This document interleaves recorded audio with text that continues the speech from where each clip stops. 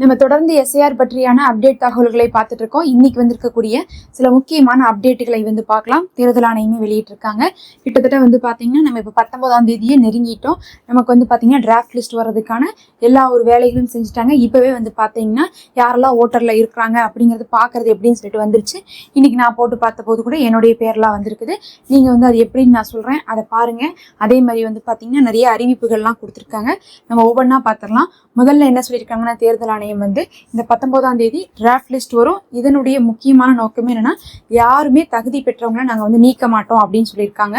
அது இல்லாமல் நாங்கள் நீக்கினவங்களை தனியாக லிஸ்ட்ல போடுவோம்னு சொல்லியிருக்காங்க. அந்த நீக்கினவங்க யார் அப்படின்னு பார்க்கும்போது, நம்ம நேற்றே ஏஎஸ்டி லிஸ்ட் அப்படின்னு சொல்லிட்டு ஒரு லிஸ்ட்டை பற்றி போட்டிருந்தோம்.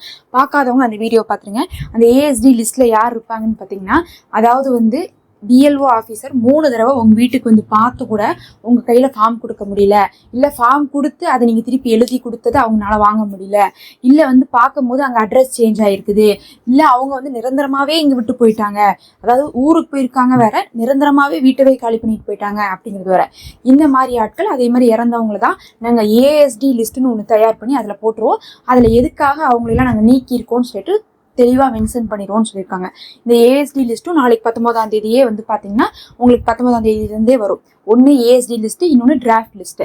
ஏஎஸ்டி லிஸ்ட்டில் நீக்கினவங்கள பற்றி வரும். அந்த நீக்கினவங்களை பார்க்கும்போது அவங்க சொல்லக்கூடிய காரணங்களில் நீங்கள் இருந்தால் நீங்கள் என்ன பண்ணுவீங்க, ஏஎஸ்டி லிஸ்ட்டில் வருவீங்கன்னு சொல்லியிருக்காங்க. அதே சமயத்தில் ஏஎஸ்டி லிஸ்ட்டில் வந்தவங்க என்ன பண்ணுவாங்கன்னா, புது ஃபார்ம் கொடுத்து அவங்க என்ன பண்ணணும், புதுசாக ஜாயின் ஆகிற மாதிரி இருக்கும். இது ஒரு விஷயம். ரெண்டாவது பார்த்தீங்கன்னா டிராஃப்ட் லிஸ்ட்டு. டிராஃப்ட் லிஸ்ட் பார்த்தீங்கன்னா இப்போ லிஸ்ட்டாக வரல, நாளையிலேருந்து லிஸ்ட்டாக வரும்னு சொல்லிட்டு எதிர்பார்க்கப்படுது. இப்போதைக்கு பார்த்தீங்கன்னா தனி நபர்களுடைய தகவலை மட்டும் என்ன பண்ணலாம், நம்ம ஓட்டர் ஐடி நமக்கு இருக்கா இல்லையாங்கிறத பார்த்துக்கலாம். அது எப்படின்னு நான் சொல்கிறேன். அதுக்கு முன்னாடி இந்த டிராஃப்ட் லிஸ்ட்டில் பார்த்தீங்கன்னா யாரெல்லாம் ஃபார்ம் வாங்கி அதை எழுதி கொடுத்துருந்தாங்களோ பிஎல்ஓட்ட, அவங்க மட்டும்தான் இதில் வருவாங்க. அதை தவிர வாங்காதவங்க, வாங்கி கொடுக்காதவங்க, இல்லை யாருக்கு ஃபார்மே வரலையோ அவங்கெல்லாம் இந்த லிஸ்ட்டில் வர மாட்டாங்க. அப்போ ஃபார்மை எழுதி கொடுத்தவங்க மட்டும்தான் இந்த டிராஃப்ட் லிஸ்ட்டில் வருவாங்க. அதுலேயும் பார்த்தீங்கன்னா அவங்க மற்ற தகவல்லாம் பார்க்கறதில்ல. பொதுவாக பார்த்தீங்கன்னா அவங்க எழுதி கொடுத்துருக்காங்களா, அதுக்கப்புறம் அவங்க உயிரோடு இருக்காங்களா அப்படிங்கிற தகவல் மட்டும் தான் பார்க்குறாங்க. அதனால 2002 தகவல் எழுதாதவங்க, அது தப்பாக எழுதினவங்க பயப்பட தேவையில்லை. அவங்க எல்லாருமே டிராஃப்ட் லிஸ்ட்டில் வந்துடுவீங்க. அப்போ டிராஃப்ட் லிஸ்ட் அப்படிங்கிறது பார்த்தீங்கன்னா பெரும்பாலும் எழுதி கொடுத்த எல்லாரும் வந்துடுவீங்கன்னு தெரிஞ்சுக்கோங்க.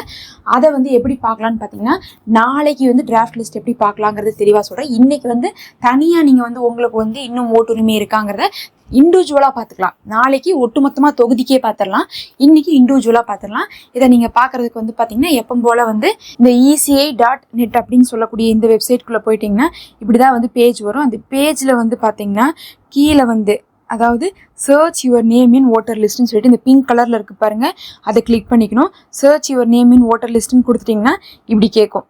என்னென்ன கேட்கணும்னு பார்த்தீங்கன்னா, ஃபஸ்ட்டு லாங்குவேஜ் செலக்ட் பண்ணுன்னு சொல்லும். நீங்கள் தமிழ் செலக்ட் பண்ணிக்கோங்க. அப்புறம் எப்பிக் நம்பர்னு சொல்லும். உங்களுடைய இப்போத்த ஓட்டர் கார்டு, இப்போ கரண்ட்டாக நீங்கள் என்ன வச்சுருக்கீங்களோ அந்த ஓட்டர் கார்டுடைய நேம் தான் எப்பிக் நம்பர். எப்பிக் நம்பர்னால் ஓட்டர் கார்டில் இருக்கக்கூடிய நம்பர், அந்த நம்பர் தான் அந்த ஓட்டர் ஐடி நம்பர். அதுக்கப்புறம் ஸ்டேட்டு, என்ன ஸ்டேட்டு, தமிழ்நாடுவா செலக்ட் பண்ணிக்கோங்க. செலக்ட் பண்ணிவிட்டு இங்கே இருக்கக்கூடிய கேப்சாவை என்ட்ரு பண்ணிங்கன்னா போதும், உங்களுடைய தகவல் கீழே வந்துடும். அப்படியே அந்த கீழே பார்த்தீங்கன்னா காட்டும். அப்படி வந்துருச்சுன்னா உங்களுக்கு ஓட்டுரிமை இருக்குன்னு அர்த்தம், நீங்கள் டிராஃப்ட் லிஸ்ட்டில் வரப்போகிறீங்கன்னு அர்த்தம். இப்படி கொடுத்து நீங்கள் செக் பண்ணிக்கலாம், இப்போவே செக் பண்ணிக்கலாம். இதை பார்த்தாவே உங்களுக்கு தெரிஞ்சிடும். பார்த்தீங்கன்னா உங்களுக்கு வேறு எந்த இன்ஃபர்மேஷன் கேட்கல, இது மட்டும் தான் கேட்டிருக்காங்க. இதை கொடுத்து நம்ம இப்போவே பார்த்துக்கலாம். இது இல்லாமல் ஒரு சிலர் கேட்டிருந்தீங்க, நான் ஸ்டேட்டஸ் செக் பண்ணேன் நேற்று உள்ளே காட்டவே இல்லை, உள்ளே போகலேன்னு கேட்டிருந்தீங்க. அதாவது பிஎல்ஓட்ட கொடுத்த ஃபார்மு அவங்க சப்மிட் பண்ணிட்டாங்களா இல்லையாங்கக்கூடிய ஸ்டேட்டஸ் பார்க்கக்கூடிய டைம் முடிஞ்சிருச்சு. அதனால் இப்போ போனீங்கன்னா ஸ்டேட்டஸ் பார்க்குறதுக்கு அந்த ஸ்டேட் செலக்ட் பண்ண சொல்லுவாங்க. தமிழ்நாடுவா இதுவான்னு செலக்ட் பண்ணிட்டு தான் நம்ம உள்ளே போவோம். அதில் பார்க்கும்போது தமிழ்நாடுவை தூக்கிட்டாங்க அப்படின்னா இப்போ ஸ்டேட்டஸ் பார்க்க முடியாதுன்னு அர்த்தம். டைரெக்டாக நீங்கள் ஸ்டேட்டஸ்லாம் பார்க்க வேணாம், இப்படி பார்த்துக்கோங்க. இப்படி பார்த்துட்டா உங்களுக்கு சப்மிட்டும் ஆயிடுச்சு, டிராஃப்ட் லிஸ்ட்டில் உங்கள் பேரும் வந்துருச்சுன்னு அர்த்தம். அப்போ இந்த மெத்தடை ஃபாலோ பண்ணி நீங்கள் என்ன பண்ணிக்கலாம், பார்த்துக்கலாம். அப்போ ஒரு விஷயம், ஸ்டேட்டஸ் இப்போ பார்க்க முடியாது அப்படிங்கிறத தெரிஞ்சுக்கோங்க. உடனே எனக்கு காட்டல, என்னோடது சப்மிட் ஆகலாம் பயப்பட தேவையில்லை. இப்படி பார்த்தாவே உங்களுக்கு ஓட்டுரிமை இருக்கா இல்லையாங்கிறது நமக்கு தெரிஞ்சுக்கலாம்.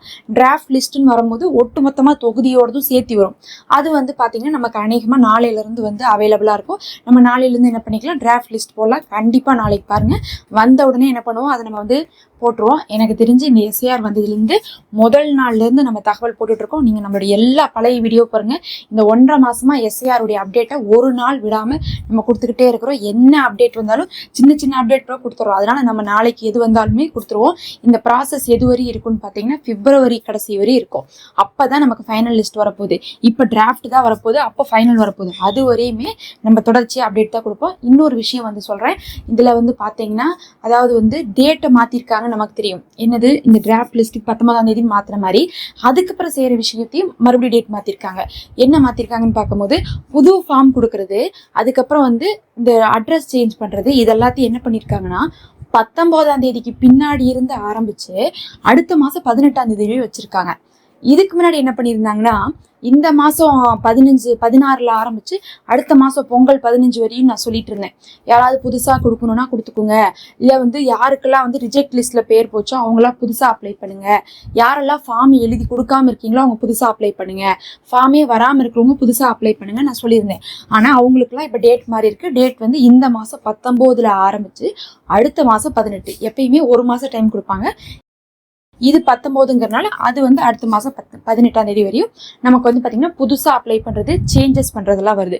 இந்த புதுசாக அப்ளை பண்ணுறது வந்து பார்த்திங்கன்னா 18 வயசை தாண்டவங்க எல்லாருமே 18 வயசு வந்துருச்சு எனக்கு அப்படின்னா இந்த ஜனவரியோடு எனக்கு 18 வயசு வரப்போகுது, எனக்கு பர்த்டே வருது 18னா அப்போ நீங்கள் என்ன பண்ணலாம், உடனே அப்ளை பண்ணிடலாம். அதே மாதிரி நிறைய பேர் இன்னும் ஓட்டர் கார்டுக்கே அப்ளை பண்ணாமல் இருந்துட்டு இருக்காங்க, அவங்களும் அப்ளை பண்ணிடலாம். அதே சமயத்தில் இந்த சேஞ்சஸ் மட்டும் நிறைய பேருக்கு தேவைப்படுது. புதுசாக அப்ளை பண்ணுறவங்க கூட வந்து பார்த்தீங்கன்னா பெருசாக வந்து இந்த ஃபார்ம் கொடுத்தவங்களாம் வரமாட்டாங்க. ஆனால் சேஞ்சஸ் வேணுமான்னு கேட்டால் ஆமாம், என்னுடைய நம்பர் மாற்றணும், நான் நம்பரை ஆட் பண்ணணும், இன்னும் ஓட்டர் கார்டில் நான் ஃபோன் நம்பரே கொடுக்கல, இன்னும் அட்ரஸே சேஞ்ச் பண்ணல, அந்த மாதிரிலாம் இருக்கும். ஸ்பெல்லிங் மிஸ்டேக் இருக்கும், பர்த் டேட்டில் மிஸ்டேக் இருக்கும், ஆதார் கார்டுக்கு ஓட்டர் கார்டுக்கு மிஸ்டேக் இருக்கும், இந்த மாதிரி நிறைய இருக்கும். அது எல்லாத்தையுமே நீங்கள் இந்த ஒரு மாதத்துக்குள்ளே பண்ணிக்கோங்க. அதை நீங்கள் என்ன பண்ணணும், அவங்கள்ட்ட கேட்கணும். அதாவது பிஎல்ஓட்ட போய் கேட்கலாம், அப்படி இல்லாட்டினா ஆன்லைன்லேயே பண்ணுறது தான். இருந்தாலும் அவங்க என்ன அனௌன்ஸ் பண்ணுறாங்க அப்படிங்கிறது நம்ம பார்க்கலாம். கண்டிப்பாக நாளையிலேருந்து அந்த அனௌன்ஸ்மெண்ட் வந்துடும். முதல் கட்டமாக எல்லா அனௌன்ஸ்மெண்ட்டும் வரும்னு நம்ம சொல்ல முடியாது. ஒரு 1-2 நாள் கழிச்சு தான் தெளிவாக கொடுப்பாங்க. நம்ம இருந்தாலும் நாளைக்கு என்ன வருதுங்கிறத நம்ம நாளைக்கு சொல்லிடுவோம். அப்போ மொத்தத்தில் வந்து பார்த்தீங்கன்னா எல்லாருக்குமே டிராஃப்ட் லிஸ்ட் வந்து பார்த்தீங்கன்னா ஒட்டுக்கா வர்றது 19ஆம் தேதியிலேருந்து வரப்போகுது. இப்போவே போய் நமக்கு ஓட்டுரிமை இருக்கா அப்படிங்கிறத இப்படி செக் பண்ணிக்கலாம். இப்போ நான் காமிச்சிருக்கக்கூடிய இந்த மெத்தட் மூலமாக செக் பண்ணிக்கலாம். இது இல்லாமல் ஸ்டேட்டஸ் இப்போ செக் பண்ண முடியாது. அதுக்கப்புறம் யாரெல்லாம் வந்து டிராஃப்ட் லிஸ்ட்டில் பேர் வரலையோ அவங்க என்ன பண்ணிக்கணும்னா புதுசாக கொடுத்துக்கணும். இந்த ஒரு மாதம் கேப் இருக்குது பாருங்கள், 19ஆம் தேதியிலேருந்து ஜனவரி 18ஆம் தேதி வரையும் நம்ம என்ன பண்ணிக்கலாம், புதுசாக அப்ளை பண்ணி வாங்கிக்கலாம். அதேமாரி சேஞ்சஸ் பண்ணுறவங்களும் சேஞ்சஸ் பண்ணிக்கலாம். இதுக்கு நடுவில் இந்த ஆவணம் கொடுக்குறவங்க கேட்பீங்க. ஆவணம் பற்றி இப்போ வந்து பேச்சே கிடையாது. ஏன்னா ஜனவரி 18க்கு அப்புறம் தான் உங்கள்கிட்ட ஆவணம் வாங்க போகிறாங்க. ஜனவரி 18லேருந்து பிப்ரவரி ஒரு 15 வரையும் வாங்குவாங்கன்னு நினைக்கிறோம். பார்க்கலாம். அது என்ன பண்ணுவாங்கன்னா அப்போ தனியாக ஆவணம் வாங்குவாங்க. அந்த ஆவணம் யாருக்கு வாங்குவாங்கன்னா இந்த டிராஃப்ட் லிஸ்ட்டில் பேர் வந்துருச்சு, ஆனால் பேர் வந்தாலும் அவங்கள்ட்ட 2002 தகவல் சரியாக இல்லைங்கிறவங்கள்ட்ட மட்டும்தான் ஆவணம் வாங்குவாங்க. அப்படி பார்க்கும்போது ஆவணம் வாங்குறவங்க ஒரு குரூப் அப்படிங்கிறது ஜனவரிக்கு பின்னாடி, ஜனவரி 20க்கு பின்னாடி தான் வருவீங்க. அவங்க இப்போ கவலைப்பட தேவையில்லை.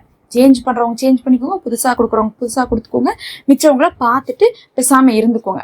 இதெல்லாம் தான் இப்போ வந்து முக்கியமான தகவல். நம்ம தொடர்ச்சியாக அப்டேட் போட்டுட்ருக்கோம். கண்டிப்பாக வந்து சப்ஸ்கிரைப் பண்ணி வச்சுக்கோங்க, நோட்டிஃபிகேஷனை கிளிக் பண்ணி வச்சுக்கோங்க. ஏன்னா நிறைய பேருக்கு காட்ட மாட்டேங்குது. ஒரு டைமுக்கு காட்டும், ஒரு டைமுக்கு காட்டாது வீடியோ. அதனால் வந்து கிளிக் பண்ணி வச்சுக்கோங்க. நம்ம சேனலில் மெம்பர்ஷிப் இருக்குது. நம்ம போடக்கூடிய இன்ஃபர்மேஷன் உங்களுக்கு எல்லாமே யூஸ்ஃபுல்லாக இருக்கும். எங்களுக்கு சப்போர்ட் பண்ணுறதுக்காக அந்த ஜாயின் பட்டனில் நீங்கள் ஜாயின் பண்ணிக்கோங்க. ரொம்ப தேங்க்ஸ்.